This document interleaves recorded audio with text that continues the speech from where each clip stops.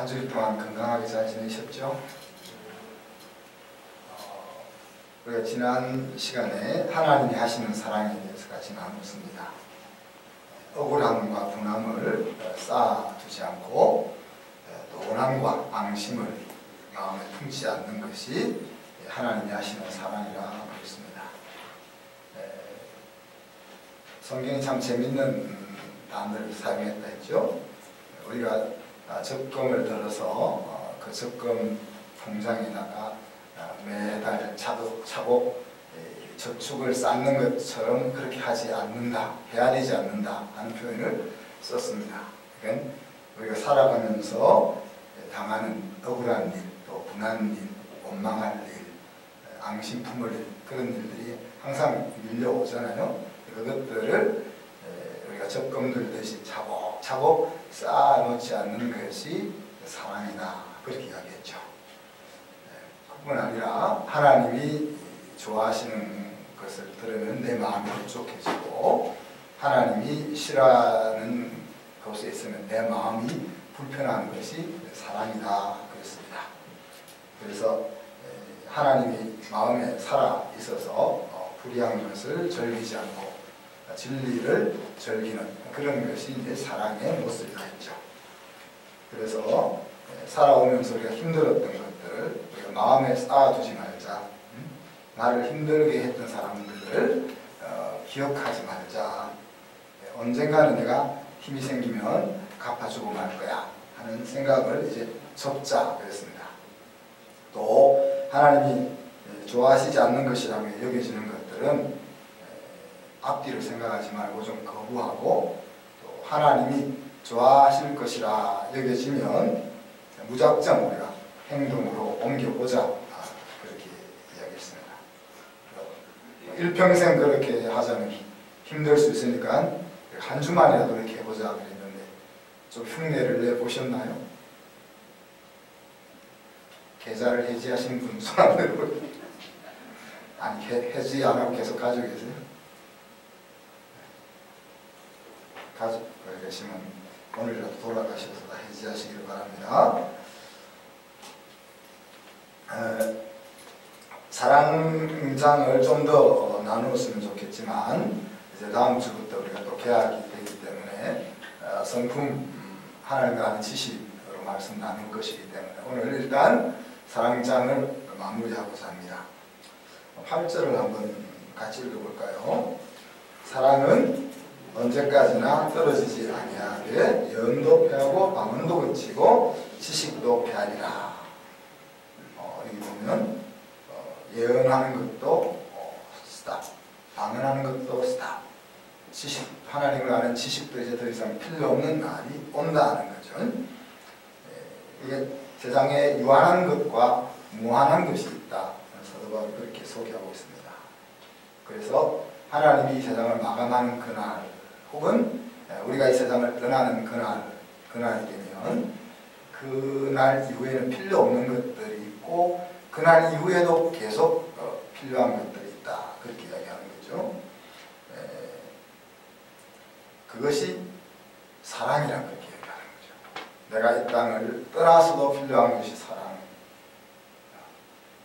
하나님 이 세상을 정리한 이후에라도 필요한 것은 사랑이다, 그렇게 말씀하고 있습니다.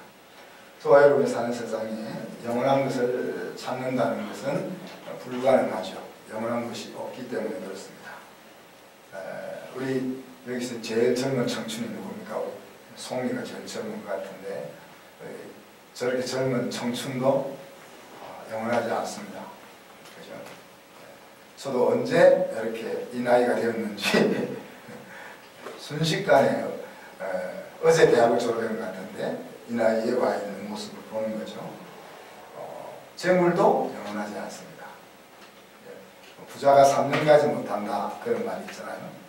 수백억 수천억 가지고 있는 재물이라면 사실 아무것도 안 하고 그냥 놀고 먹어도 없어지지 않을 것 같은데 그것이 3대를 가지 못한다 하는 속담이 있습니다. 명예도 권세도 그렇죠. 우리 권세는 너무 우리 눈으로 보잖아요. 몇 년 고사하고 몇 달도 못 가서 무너지는 권세들을 우리가 매일 보고 살고 있고 명예도 그렇다 하는 이야기죠. 그럼 또 이제 나이 드신 우리 어르신들을 보면 참 아름답게 늙으셨다 그런 좀 나도 저렇게 인생을 잘 마무리했으면 좋겠다 하는 생각이 드실 분들도 있거든요. 그런 고상한 인생도 영원하지 않다는 거죠.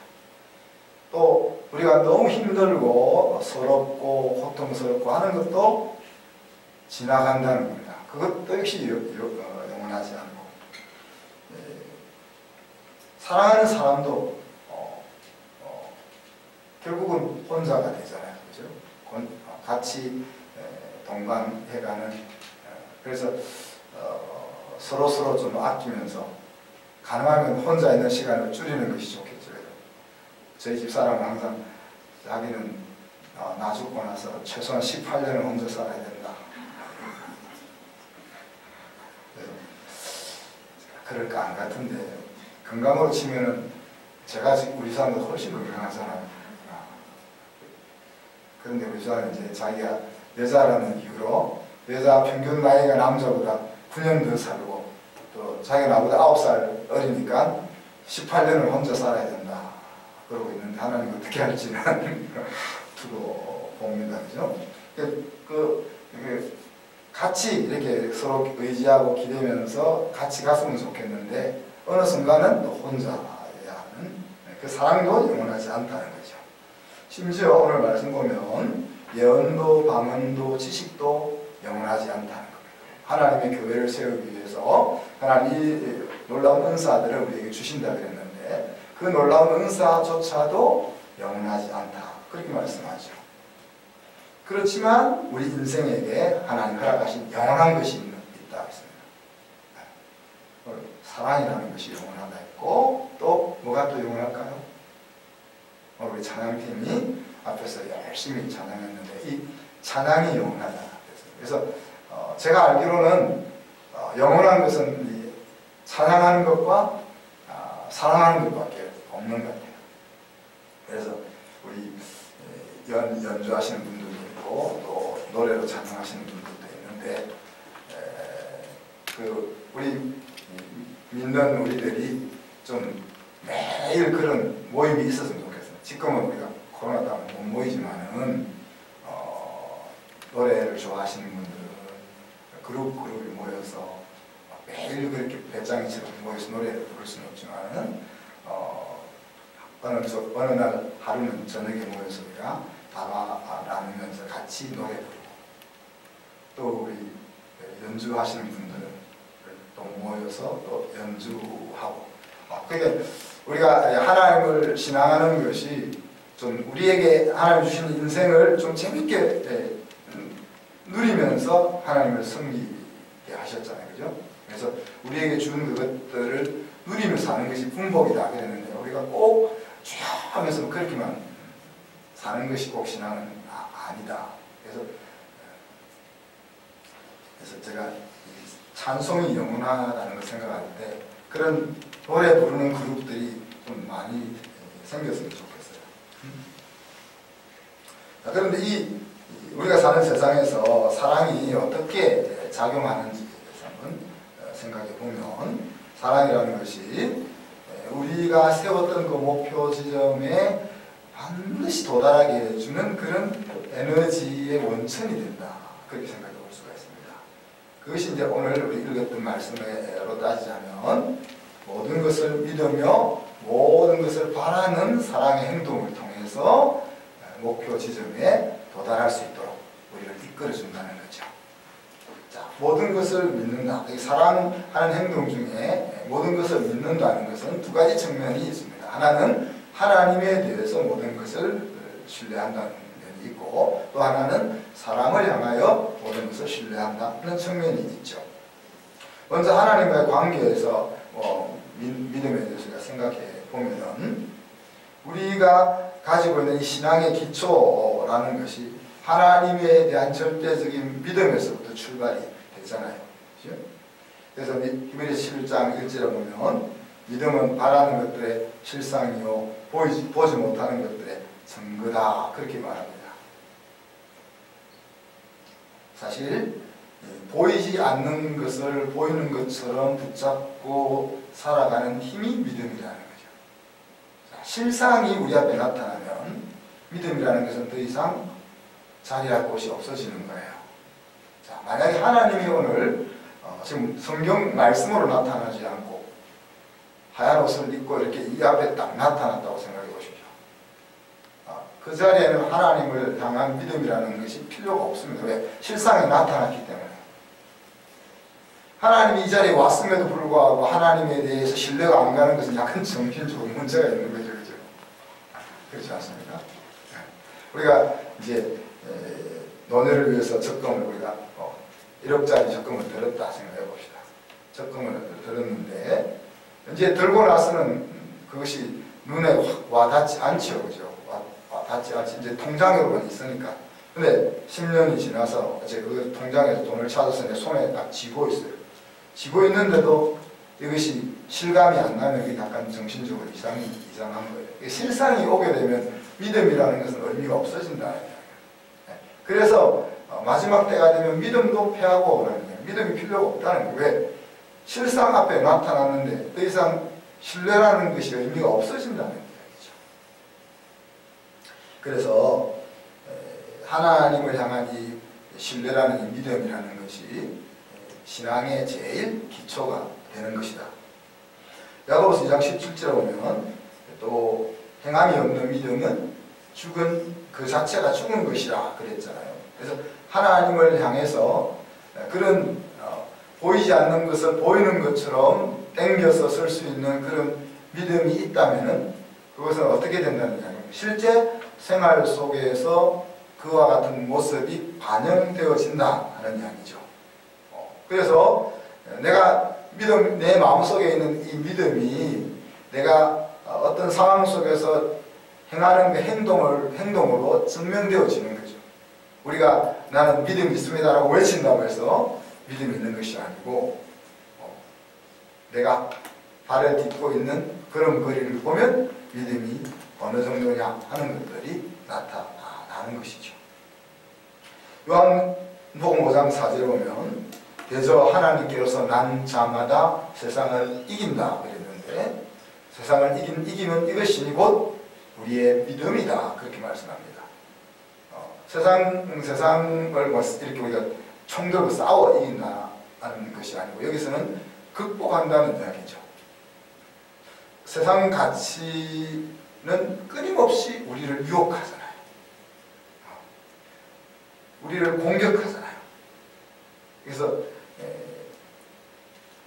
내 마음을 빼앗아가기 위해서 우리 앞에 찾아오잖아요.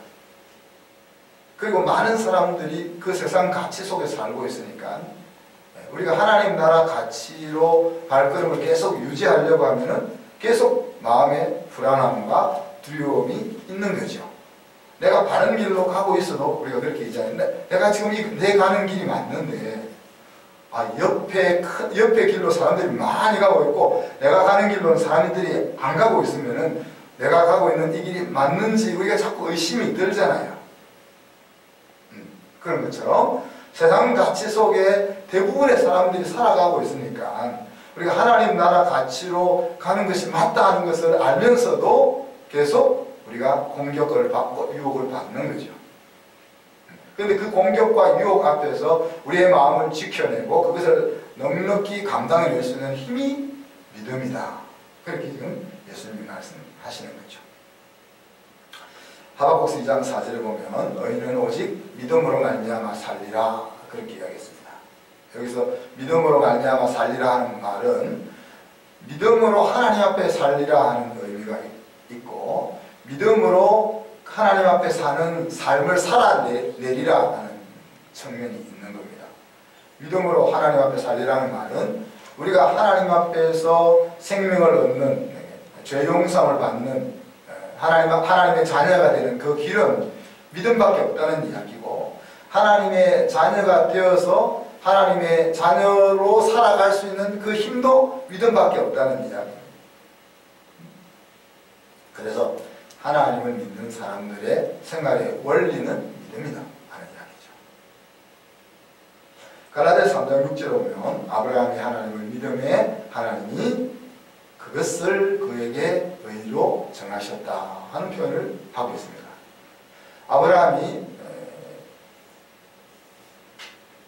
흠이 없고 잘못이 없고 실수가 없어서 하나님이 의인이다 그렇게 인정해 주신 것이 아니고, 그가 여전히 흠이 있고 연약하고 부족하지만은 하나님의 약속에 대해서 그것을 전적으로 수용하는, 받아들이는 그 믿음 그것을 보시고 하나님께서 그를 의롭다고 인정해 주셨다 그런 말씀입니다. 그러니까 하나님으로부터 우리가 인정받는 길이 믿음이다 하는 이야기죠. 그래서 이번에 11장 6절에 보면 믿음이 없이는 하나님을 기쁘시게 할 수가 없다 그렇게 이야기했습니다. 그래서 심지어 그렇게 이야기하죠. 믿음으로 행하지 않는 것은 죄다라고 이야기합니다. 그 말에 더 깊이 들어가야 되는 이야기지만은 우리가 나쁜 짓을 하거나 나쁜 생각을 가지거나 이래서 죄가 아니라 내가 착한 일, 선한 일, 좋은 일을 해도 하나님과 연결되지 않고 한다면 그것은 죄다 그렇게 이야기하고 있는 거죠. 그래서 궁극적으로 이야기하자면 예수 믿는 사람의 살 길은 처음부터 과정을 지나 끝까지 다 믿음이다 하는 이야기죠. 근데 그 믿음이라는 것은 어디에서 옵니까? 우리가 지금까지 쭉 배워왔던 하나님의 말씀에 따르면은 하나님이 나를 사랑하신 것을 알고 그것이 깨달아질 때 그 하나님을 향한 신뢰하는 마음이 우리에게 생겼다 그렇게 이야기했습니다. 하나님의 사랑이 저와 여러분에게 믿음을 가져다 주었다는 거죠.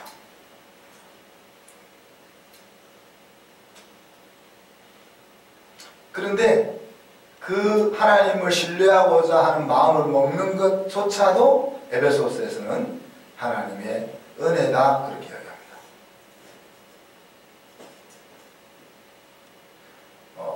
저는 참 이해가 안 되는 것이 제가 왜 예수를 믿었을까? 저는 예수님을 믿을 스타일의 사람이 아니거든요. 제 힘으로 제 잘난 맛에 내 힘 살아가는 스타일의 사람이었는데 제가 어떻게 예수님을 믿게 됐는지 신비한 것입니다. 그래서 성경은 그것이 은혜다라고 이야기하시는 거죠. 안 믿는 사람들이 우리 예수 믿는 사람들을 약간 비난하는 내용들이 어느 정도 맞는 면이 있어요. 그래서 야 너희들은 매일 죄 짓다가 예배드리러 가서 하나님 잘못했습니다 용서해 주세요 라고 하면 되냐? 그래서 야 사람 죽여놓고도 그럼 잘못했어요 라고 하면 되냐? 그런 식으로 이야기하죠.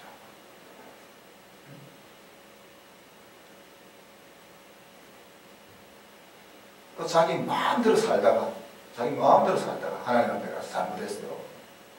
이제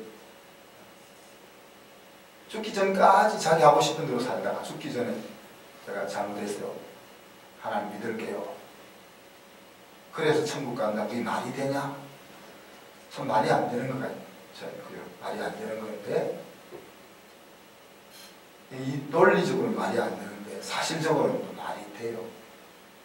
우리 교육자들은 이제 병원 신방을 자주 가게 되잖아요. 그리고 많은 분들이 돌아가시는 임종을 우리가 경험을 많이 하죠.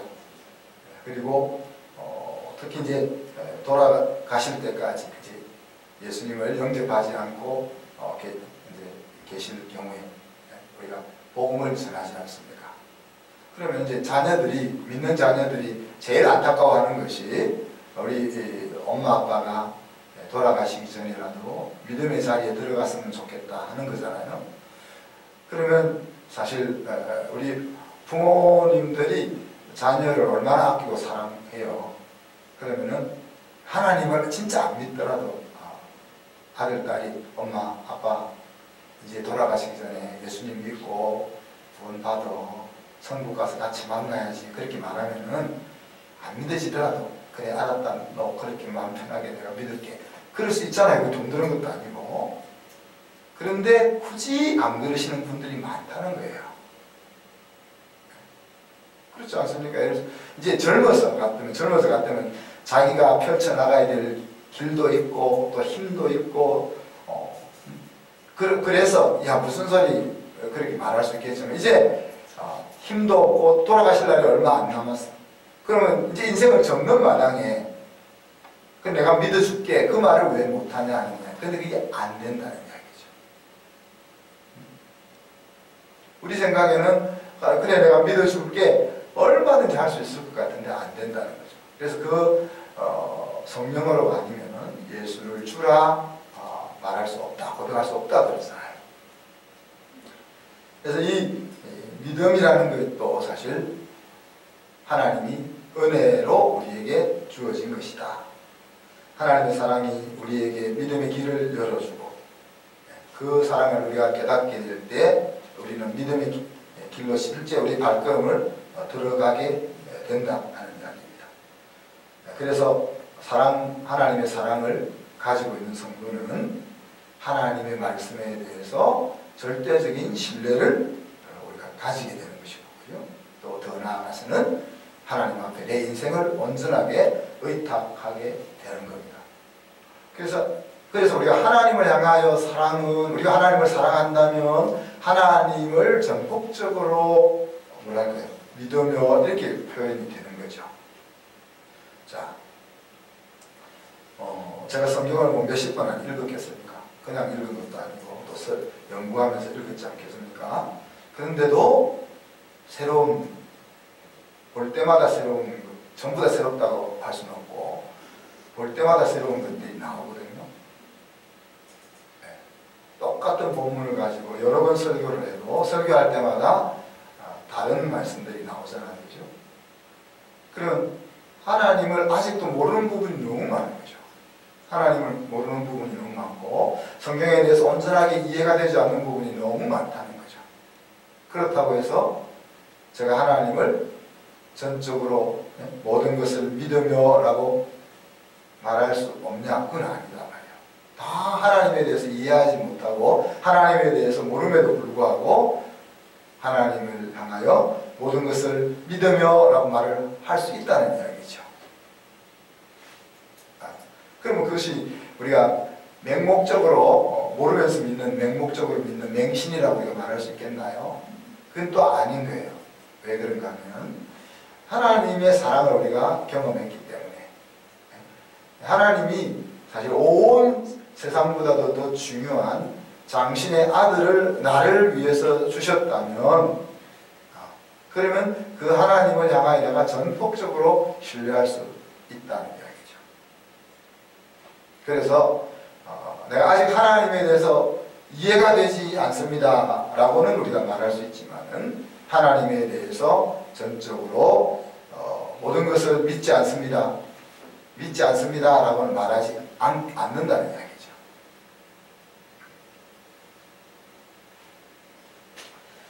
그 다음에 이 모든 것을 믿으며라는 것이 사람에게 적용되면 어떻게 될까요? 상대방을 향한 모든 것을 믿는다는 것을 말하잖아요. 제가 전병희 지사님을 다 믿겠어요? 다 믿겠어요? 네? 안 믿으시는 부분이 있는데 믿겠어요? 내가 믿죠, 그죠? 우리가 사람을 향하여 믿는다. 상대방에 대한 모든 것을 믿는다 라고 할 때는 그 사람의 장점만을 바라보고 신뢰하는 사랑을 이야기하는 거예요.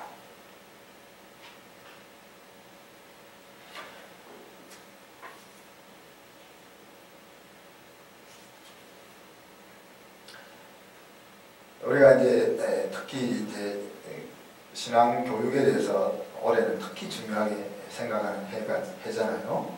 그 교육에 있어서의 중요한 진리가 하나 있습니다. 그것은 우리가 믿는 대로 사람을 만들어낼 수 있다 하는 가능성입니다.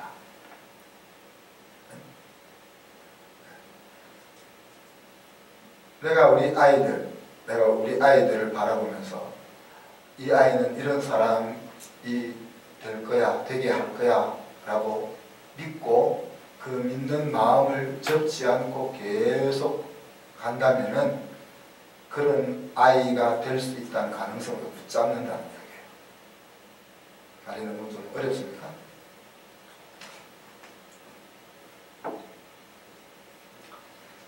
만약에 우리가 사람을 믿지 않고 신용하지 않고 의심을 하게 되면 어떻게 될까요? 이왕 정명사님을 우리가 또 올렸으니까 끝까지 오늘 정명사님을 갑시다. 정명사님이 린이를 못 믿는다고 생각해보세요. 저놈의 자식을 못 믿는다고 생각하면 그것이 우리 린이에게 그대로 전달이 되죠. 우리가 전달 안 하려고 해도 얼굴에 표를 안 내려고 해도 자기도 모르는 사이에 느껴져요.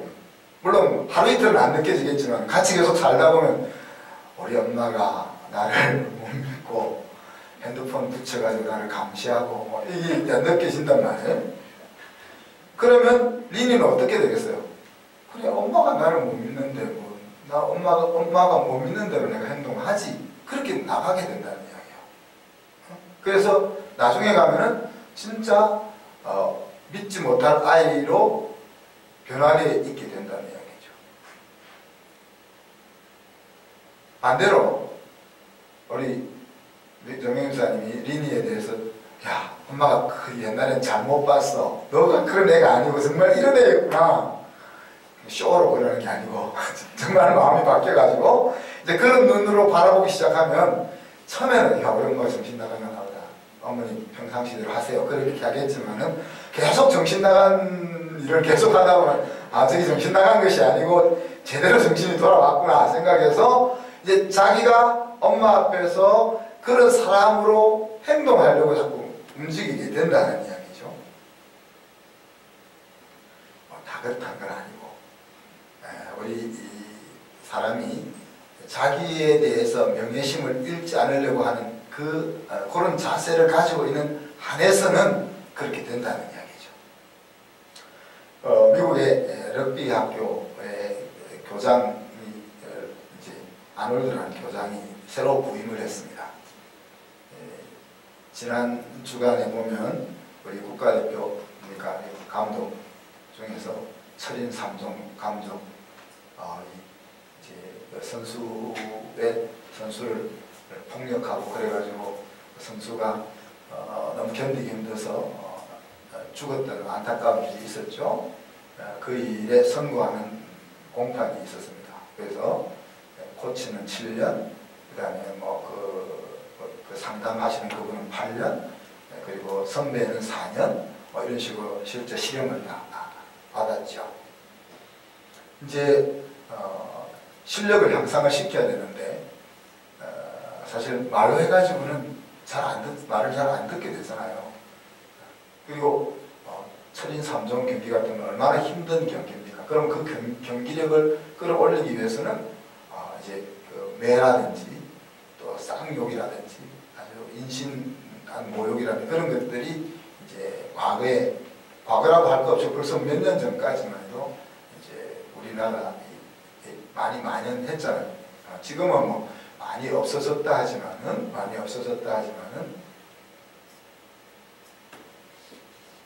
그런데 이제 럭비 학교 같으면은 어떻게 했어요? 무시무시했을 거 아닙니까? 요즘 옛날이니까 무시무시했을 거니까 공포와 폭력이 지배하는 곳이 이 학교인 거예요. 그런 특수 체육학교니까 우리 봉주 형제가 체육 전공했으니까 봉주 형제 때도 아마 그랬을 거예요. 그때도 몽둥이 들고 어디 가서 맞고 그랬을 거예요.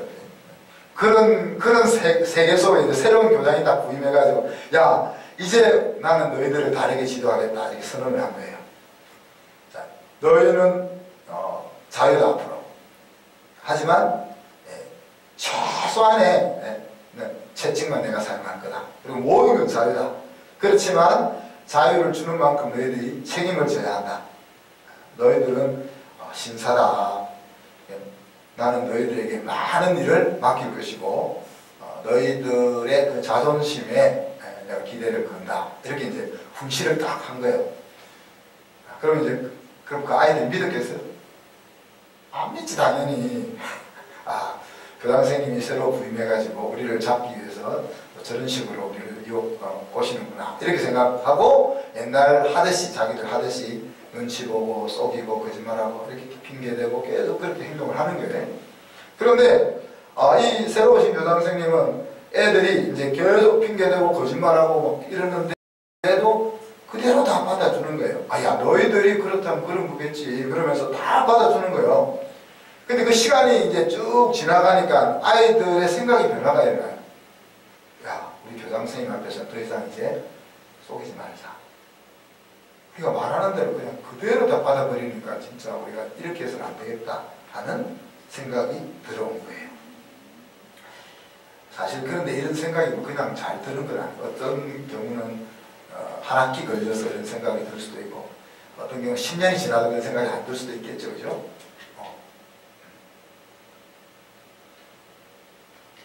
근데 이 교장선생님이 학생들을 믿고 학생들로 하여금 교장선생님이 믿는 바 그런 아이들로 만들게 한 것에 이 믿음이라는 것이 신뢰라는 것이 워킹했다는 이야기죠. 우리가 이 일을 진행해 나가는 데 있어서 사람마다 이 차이가 있을 겁니다. 어떤 아이들은 한 달만 딱 해도 이제 딱 그 관계가 형성되는 애가 있을 거고 어떤 아이는 1년 내내 해도 아직 형성이 안 되는 아이도 있을 거고 또 그러니까 부모와 자녀 사이 또 교사와 학생 사이 또 동료들과 동료 사이 인간 관계에 있어서 사람마다 뭐 어떻게 하면 이렇게 공식처럼 그렇게 되지는 않을 겁니다. 많은 앞에서 설명드렸던 것처럼 우리가 적어도 신뢰하는 그 마음을 놓지 않는다면은 결국은 될 놈들은 다 그 자리에 가 있을 수 있다 하는 가능성이 사실 우리 교육을, 기독교 교육을 가능하게 한다는 이야기죠. 하나님께서 우리를 향하여 보여주셨던 신뢰를 한번 생각해 보세요.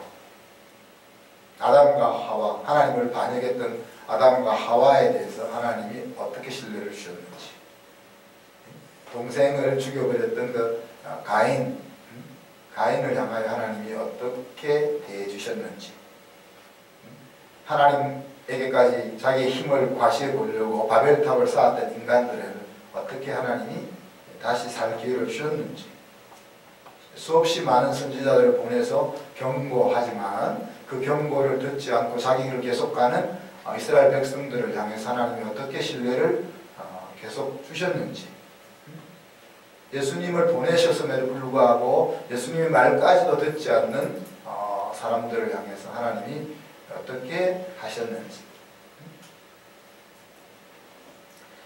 아무리 이기적이고 보잘것없는 인생이라 할지라도 자기를 향하여 끝까지 믿어주고 신뢰해주는 사람을 향해서는 그렇게 되어보고자 하는 마음을 먹는 것이 정상적인 사람이라는 이야기죠. 문제는 우리가 그렇게 끊임없이 신뢰하지 못하는 데 있는 거죠. 우리가 남편에 대해서, 우리가 아내에 대해서, 우리가 자녀에 대해서, 부모에 대해서, 우리 부하 직원에 대해서, 우리가 상사에 대해서, 교육자에 대해서, 성도에 대해서 우리가 가지고 있는 그 신뢰를, 그 신뢰의 열매에 도달할 때까지 우리가 붙잡고 있지 못하는 우리에게 이제 문제가 있다고 볼 수가 있는 겁니다. 용서와 사랑이 우리가 용서받을 만하고 사랑받을 만해서 하나님으로부터 용서받고 사랑받지 않았던 것처럼 우리가 하나님으로부터 믿을 만한 존재였기 때문에 하나님 우리를 향하여 신뢰를 보여주는 것은 아니죠. 예수님께서 자기 제자들을 끝까지 사랑하셨지만 그들에게 의탁하지 아니하셨다 그렇게 말씀하셨습니다. 예수님이 십자가를 지고 가는 그 외로운 그 시기에 수많은 제자들에게 자신을 의탁하지 않았다는 이야기죠. 사람은 끝까지 사랑해주고 믿어줄 대상이지 의지할 대상이 아니라는 거죠. 사랑하기 때문에 우리 믿어주는 겁니다. 그 사람을 얻고 싶기 때문에 믿어주는 겁니다. 그 사람을 하나님이 목표하신 그 자리까지 이끌어 가고 싶기 때문에 우리가 믿어주는 것입니다. 그래서 그런 사랑은 우리로 하여금 그 사람을 신뢰하게 만들어주고 또 끝까지 믿어주게 만들어서 결국은 내가 믿는 그런 사람으로 세워놓는 힘이 있는 것입니다. 가정에서나 또 자녀를 양육하는 일에서나 직장, 사업장을 운영하는 일에 있어서나 사회생활을 하는 데 있어서나 교회를 섬기는 데 있어서 이 신뢰와 믿음이 그런 역할을 한다는 이야기죠. 또 한 가지 오늘 마지막으로 사랑은 모든 것을 바란다 그랬잖아요. 바란다는 말은 소망한다 하는 말이죠. 소망한다. 베드로는 소망을 에다가 산 소망이라는 말로 설명을 하고 있습니다. 하나님이 우리에게 예수 그리스도를 통하여 산 소망을 주셨다 그렇게 얘기했어요. 산 소망을 우리가 좀 설명하자면 우리가 어떤 일을 하다가 계속 벽에 부딪히고 열매가 나타나지 않고 그러면 어떻게 돼요? 이제 그만 접고 싶잖아요. 그래서 이제 접었어. 내가 이 일은 안 되는가 보다. 접었어. 나는 이제 다시는 이 일을 안 할 거야. 그런데 며칠 안 하고 있으니까 속에서 꿈틀꿈틀 그 일이 생각이 다시 일어나서 안 하고는 견디지 못하게 나를 이끌어가는 그것을 산 소망이라 말한단 말이에요.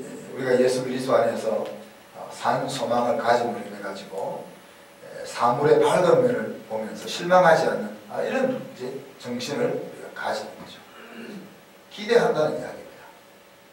그래서 예수님의 마음속에는 가망이 없는 사람이라는 없다 이런 생각이 가득 차 있는 거죠. 그것이 이제 모든 것을 바라며 기대한다, 기대를 가능하게 만드는 거죠. 예수님이 만난 사람들을 한번 여러분 쭉 보세요. 예수님이 어떤 사람을 만났는가. 우리처럼 이렇게 괜찮은 사람을 만난 것이 아니고 거지를 만나죠. 백성들이 다 싫어하는 세금쟁이들 만나죠. 백성들을 핏바라먹는 군인들을 만나죠. 소망 없는 병자들을 만나죠. 귀신 들린 자를 만나죠. 창녀들을 만나죠. 바리새인들을 만나죠. 예수님이 만났던 사람들을 보면 우리 정상적인 눈으로 볼 때는 인생에 가망이 없는 사람. 그럼 예수님이 그 사람들 왜 만나겠어요? 그냥 불쌍하니까 불쌍한 것 해결해 주기 위해서 만난 것은 아니잖아요. 그들도 하나님의 손이 닿으면은 하나님이 목적하셨던 그런 존재가 될 수 있다 하는 희망, 기대, 그것을 예수님은 가지고 있는 거죠. 바란다는 것은 그 사람의 현재 모습만을 보는 것이 아니죠. 그죠? 미래의 그를 보는 눈을 가지는 것이 바란다는 이야기예요. 제가 여러분에게 자주 이야기하잖아요. 자, 여러분의 자녀가 지금 여러분이 야단치고 있는 그 모습대로 살다가 죽기를 바라면 계속 그렇게 야단쳐라 이거예요. 근데 우리가 우리 자녀들을 야단칠 때 왜 야단을 쳐요? 저렇게 안 살았으면 좋겠기 때문에 야단치는 거잖아요. 좀 인간답게, 멋있게, 하나님 보시기에 자랑스럽게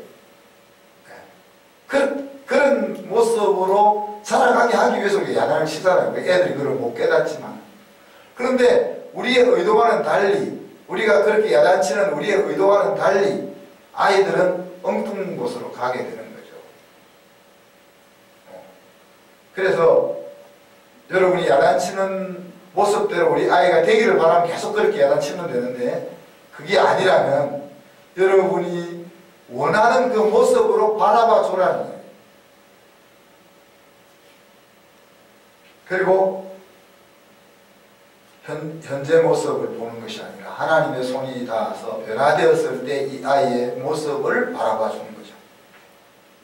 아름다운 꽃을 보기 위해서는 6개월 내지 1년이 필요하잖아요. 꽃을 심어서 꽃이 피기까지. 멋있는 정원이나 숲을 보기 위해서는 10년이라는 세월이 필요합니다. 그죠?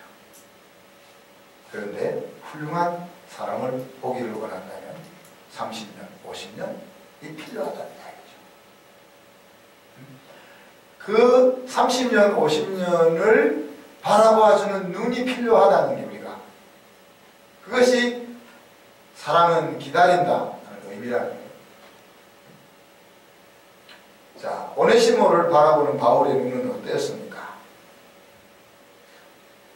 사람들이나 주인 빌레몬의 눈은 어땠을까요? 도망간 노예겠죠. 도망한 눈. 그리고 그냥 도망간 것도 아니고 도망갈 때 주인에게 많은 손해를, 손해를 끼치고 도망간 노예. 주인에게 유익이 되지 못하는 그런 도망자로 보일 거 아닙니까? 그죠? 그러나 사도 바울의 눈에는 오네시모가 어떻게 보였습니까? 하나님의 교회를 훌륭하게 섬길 일꾼으로 보이는 거잖아요. 그죠? 그가 비록 이전에는 주인의 집에 손해를 끼치고 도망간 쓸모없는 노예였지만 이제 예수 안에서 그의 인생이 회복되었기 때문에 그는 예수님을 인해서 주어지는 가능성을 오네시모에게서 보는 거죠. 여러분 잘 아는 에디슨 선생님이 어떻게 이야기합니까? 야, 어머니 죄송하지만 이 아이는 안 됩니다. 우리가 감당을 못하겠다. 똑똑해서 감당 못하겠다는 게 아니고 너무 모질해서 감당 못하겠다. 그래서 집에서 키우라고. 그건 이제 선생님이 보는 눈이고, 근데 어머니는 보는 눈이 다르잖아요. 그리고 그 어머니의 눈이 결국은 에디슨을, 물론 에디슨은 여러 가지 부정적인 부분이 있기는 합니다만은 그런 사람으로 만들어 내지 않습니다. 바라고 기대한다는 것은 때로는 우리에게 부담이 되기도 합니다. 제가 이제 호주에 공부를 하러 갔을 때 이제 우리 부모님이 저를 기대를 많이 했거든요. 그리고 이제 부산에 이제 수영여교회가 제 모교회인데 우리 정필동 목사님이 개척할 때부터 제가 거기서 신앙생활을 했기 때문에 이제 저를 유학을 보내려고 그렇게 하셨거든요. 그러니까 이제 그 교회로부터 받는 기대, 또 우리 부모님으로부터 받는 기대, 또 친구들과 또 서울에 있는 교회로부터 받는 기대가 있는 거죠. 그러니까 영어도 안 되고 공부도 안 힘든데 그 기대가 있으니까 어떻게 해요? 공부하러 갔는데 공부를 제대로 잘 마치고 돌아와야 될 거 아니에요. 그러니 그 기대에 부응하기 위해서 열심히 하는 거죠. 그래서 기대가 때로는 우리 자녀들을 너무 부담스럽게 해서 힘들게 할 수도 있지만은 오히려 나를 더 열심을 내게 하고 견디게 하고 목적지에 도달하게 하는 에너지가 되기로 한다는 이야기죠. 사랑은 바로 이러한 가능성을 보는 눈을 우리에게 선물로 주는 것입니다. 자녀를 향하여 그런 눈을 가질 수 있게 해주는 거예요. 여러분의 신랑을 향하여 그런 눈을 가질 수 있게 해주는 거예요. 여러분의 아내를 향하여 그런 눈을 가질 수 있게 해주는 겁니다. 하나님의 교회에 대해서, 한순 교회에 대해서 그런 눈을 가질 수 있게 해주는 거죠. 사랑하는 성도 여러분, 여러분과 엮여있는 그 사람들을 향하여 이 기대를 잃어버리지 말기를 축복합니다. 그리고 우리가 만약 그 기대를 잃어버리면은 그 사람은 설탕을 하나 잃어버리는 겁니다. 기대는 또한 행동으로 보여져야 하겠죠. 내가 행동으로 기대하고 있다는 것을 보여주지 않는다면 기대하고 있지 않은 것일 수도 있기 때문에 그렇습니다.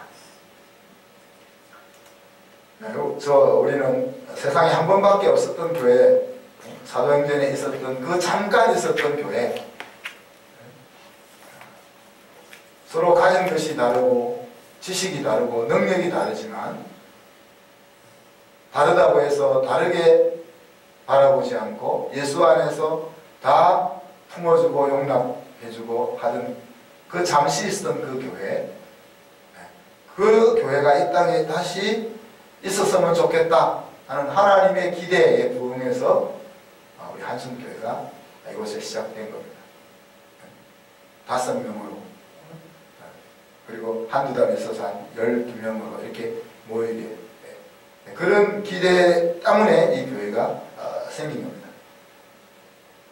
근데 그렇게 시작된 교회가 열매를 맺어서 정말 하나님의 기대에 부응하는 교회가 되기까지는 아까 얘기한 30년, 50년의 시간이 필요합니다.